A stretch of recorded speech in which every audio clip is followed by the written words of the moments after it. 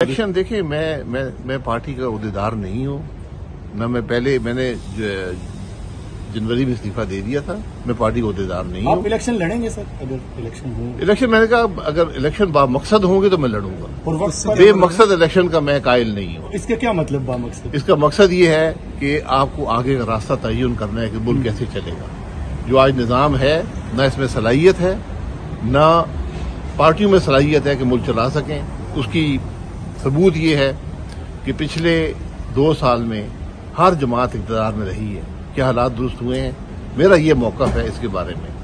बाकी इलेक्शन का फैसला आपके हल्के के अवाम करते हैं, वो आप नहीं करते। 35 साल से मैं एक बरादरी है, दोस्त हैं, एक ताल्लुक है, ये फैसले वो लोग। तो आपने अपने खदशात से मियां साहब को आगाह किया? तो मैं खदशात नहीं है, मुशावरत होती है। मियां साहब 35 साल से मेरे भाई भी हैं, दोस्त भी हैं, मेरे लीडर भी हैं।